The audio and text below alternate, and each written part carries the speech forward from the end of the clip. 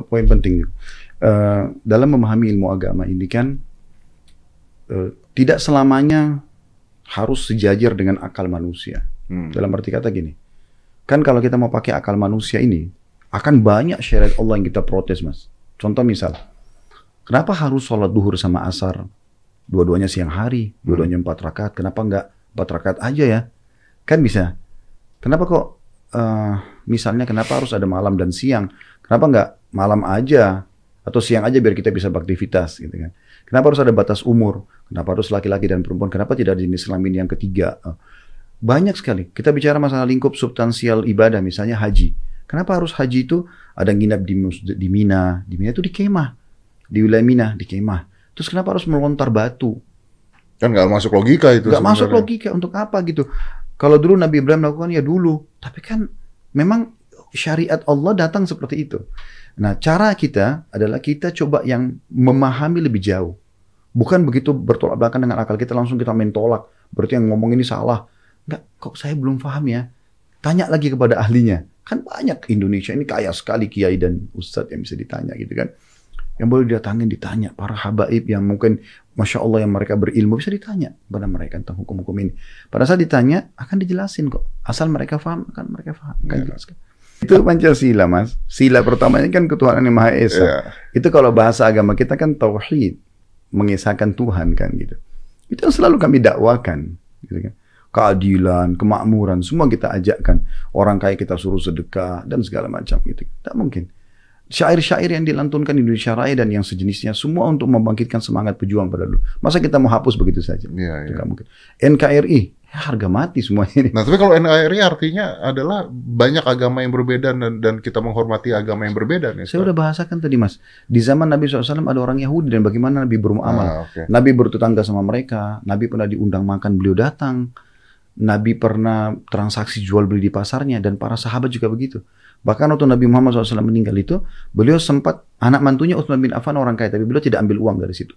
Beliau gadaikan baju perangnya di satu orang Yahudi untuk mengambil uang. Jadi kalau beliau tidak sempat bayar, itu sudah terbayar dengan baju perang itu.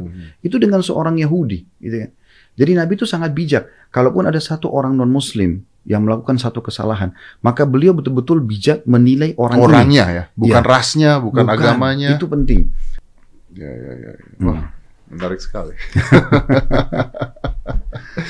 Ini harusnya Indonesia itu kalau bisa membuka perdebatan seperti ini kayaknya damai harusnya. Ada di tengah-tengah aja gitu maksudnya. Ya udah beda pendapat, beda ini dan sebagainya, menghargai pendapat orang lain juga. Sebenarnya yang saya sayangkan itu vonis itu. Vonis ini yang terlalu sakit sekali ya. Artinya anti NKRI, keluar dari Indonesia. Ini luar biasa gitu. Jadi seakan-akan kita ini sudah pemberontak yang luar biasa hanya karena sebuah pertanyaan yang udah angkat senjata gitu ya. Untuk klarifikasi. Kalau saya mungkin membentuk Indonesia, mungkin negara merdeka seperti itu Timur-Timur, mungkin itu masih masuk akal ya. Ini kita hidup bersama. Saya pakai KTP resmi, saya pakai paspor resmi, akte lahir saya resmi semua. Gak ada sesuatu yang saya bentrok gitu. Dan alhamdulillah. Mengerti Ustaz. Sampai saya pernah sampaikan juga di pengajian tuh Mas, mungkin saya bilang kita agak berbeda sedikit dengan kondisi teman-teman di Saudi. Saya bukan bicara tentang Saudi, tapi teman-teman yang ada di sana para dai-dai gitu. Mereka itu tidak pernah berhenti di khutbah Jumat, di di sholat witir ya. Kalau Ramadan Mas Didi nonton, itu di akhir sholat witir mereka biasa kunut. Ya. Itu nggak pernah lepas mendoakan agar pemimpin mereka dapat petunjuk. Di pendamping-pendamping mereka, para menteri mendapatkan petunjuk, seluruh pejabat pemerintah mendapatkan petunjuk agar mereka bisa memakmurkan masyarakat dan segala macam. Kalau kita kan kebanyakan salah sedikit udah harus vonis turunin gini dan gitu. Kadang-kadang saya juga bingung. Ini saya tidak bicara tentang kepemimpinan siapapun sekarang, tapi siapa saja dalam Islam gitu. Kita kan kebanyakan teman di Indonesia ini kita seperti penonton bola, Mas. Saya beri kasih contoh gitu. Kan pemain bola ini dari kecil belatin bola nih, tendangan penal, segala macam, dia sudah hebat deh. Penontonnya merasa lebih hebat ya. Nah, satu waktu dia tendang penalti ini gagal. Bodoh gitu. Iya. Bahkan pecat aja, keluarkan, ganti. Itu yang terjadi. Padahal mungkin dia pada saat itu saja salah. Iya. Masa dia harus dikeluarkan dari klub? Mungkin dari 100 pertandingan, 1 dia salah, 99 dia menang. Dia bagus, dia cetak gol kan gitu. Tapi seperti itu keadaan mayoritas atau kebanyakan kita. Sayang sekali.